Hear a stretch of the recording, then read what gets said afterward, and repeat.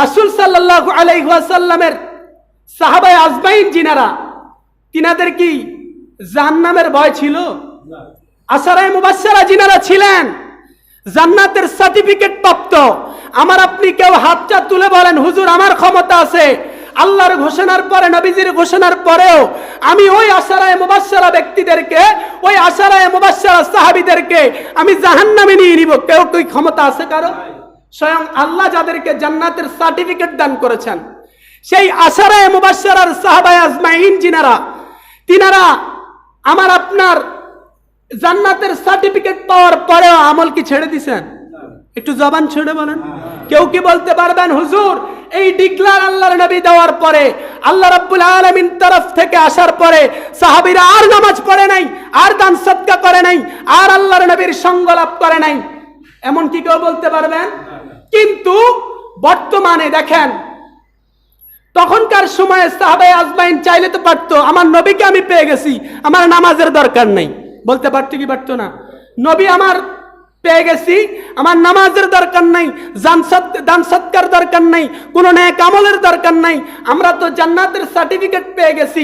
কিন্তু আল্লাহর রাসূলের ওই সাহাবায়ে আজমাইন তিনারা কি একদিনের জন্য একটা ওয়াক্ত নামাজকে ছেড়ে দিয়েছেন? একটা রোজাকে তরক করেছেন? একটা দান সদকাকে অস্বীকার করেছেন? কিন্তু আরো বেশি বেশি করে নেক আমল করছে। সুবহানাল্লাহ বলেন না বাবা? আরো বেশি বেশি করে নেক আমল করেছেন। কেমন নেক আমল করেছেন দেখেন।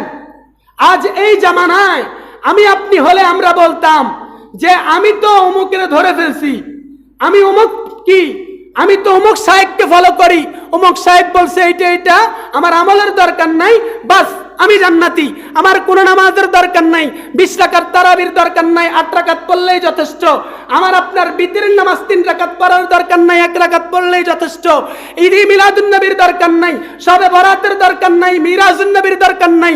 এমনি করে সবার আগে ওই সাহাবায়ে আজমাইনরাই বলতো এগুলা কিছুরই দরকার নাই, কারণ আমরা তো জান্নাতি। কিন্তু আজ আমার আপনার ঠিকানা জাহান্নাম থাকে, কিছুই দেখছি না, কিন্তু আমি আপনি আজ সবচেয়ে ইবাদতের মধ্যে গাফেল।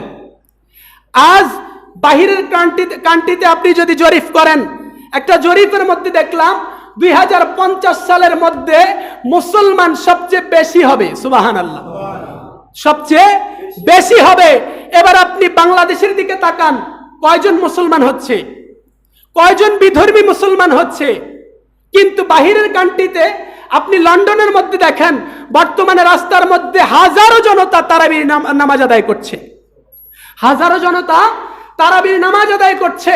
কিন্তু আপনি আরো পিছনের দিকে যান, লন্ডনের এই পরিস্থিতি ছিল না, কিন্তু ডে বাই ডে ডেভেলপ হচ্ছে বিভিন্ন কান্ট্রিতে। আজ বাংলাদেশের মধ্যেই সবচেয়ে কম সংখ্যা হচ্ছে, বরঞ্চ নাস্তিকের সংখ্যা বাড়ছে, বরঞ্চ উত্তরবঙ্গ বলেন, রংপুর ওইদিকে বলেন, আজ টাকা দিয়ে দিয়ে খ্রিস্টানে পরিণত করছে, বলেন না নাউজুবিল্লাহ। গত কিছুদিন আগে একজন খ্রিস্টানকে ধরছে। যারা ইউটিউব ব্যবহার করেন, ফেসবুক ব্যবহার করেন, অনেকেই হয়তো দেখেছেন। ইউটিউব যারা ব্যবহার করে থাকেন অনেকেই দেখেছেন, খ্রিস্টান কিন্তু মুসলমান ছদ্মবেশে নামাজ পড়াইতো, ইমামতি করত। তাহলে আমি আজ আপনি কোথায়? আজ আমি আপনি ইঁদুরের মতো ইমানটাকেও কাটছি, আমলগুলাকেও ছোট করছি, আবার আমি আপনি সবার আগে নিজেকে ইমানদার দাবি করি। সবার আগে নিজেকে ইমানদার দাবি করি না? আপনি আউলিয়া কেরামদের দিকে তাকান, আউলিয়া কেরামরা কি নামাজ ছেড়ে দিছেন? নামাজ নিয়ে আসেন নাই এই বাংলার বুকে? তিনারা কি ইসলাম প্রতিষ্ঠিত করেন নাই? কিন্তু তিনারা কি ইবাদত ছেড়ে দিছেন? তিনারা এত ইবাদত করেছেন, কেন করেছেন? ওই আল্লাহকে রাজি খুশি করার জন্য। সুবহানাল্লাহ, আল্লাহকে রাজি খুশি করার জন্য। আজ আমি আপনি ইবাদতটাকে যত ছোট করতে পারি ততই আমরা খুশি।